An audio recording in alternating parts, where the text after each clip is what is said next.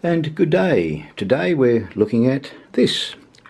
It's another fish hook tying device. This is quite an inexpensive one. I thought I'd give this a go. The previous ones I bought are these ones, so they're a bit fiddly to play with. The advantage of these ones over this one is it will do a bigger hook. This particular device is limited to shorter shanks, so you really can't put a long shank in this area and make this thing work.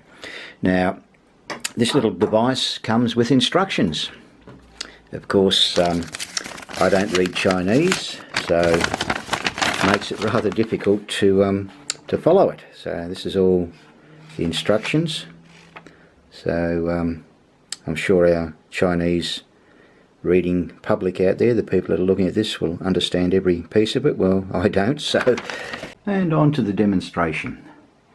Now, you've got a little thumb screw on that side. The other side has got a 45-degree cutout on the plate, and you'll notice there's a slot.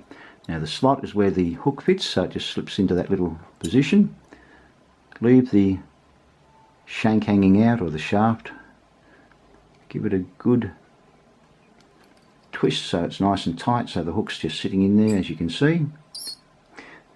Now, on the there's the other side. You'll notice there's a little bail arm. Now, the bail flips back left and right.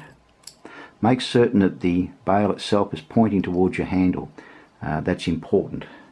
Now, the next stage, we grab some fishing line, if I can find it. There it is. You want the line to go under that little slot on the side here. Give yourself a bit of room on it. You don't want it too tight. A bit of length on it. So it goes up under there. It goes under the hook, back, down, past that little bail that you just flipped over, and then back up under this little arm on the top. Okay, so under, from here, this is the cut, the end piece, up under the hook, down past the bail, back to the other side, and through the little latch on the top there. Now all you have to do is simply winds. Give it 5 winds. So 1, 2, 3, 4, and 5. That'll do. It's a bit sort of messy under when you're trying to work behind a camera. You then, oops, I'll go one more. There we go. You then slip it over that little piece in the middle here. So you've got this little latch that it fits under. You've got the bail now, so you flip your bail over and you've got that other piece that just simply slides across. As you can see there, give it a tug, pull it through, and release the centre piece, and there you go. One hook, nicely tied. If I can get it undone. There you go. So there. It's actually not a bad mechanism. It looks a little awkward at the moment under the way I've been doing it, because I'm trying to work through a viewfinder on a camera. It's very difficult.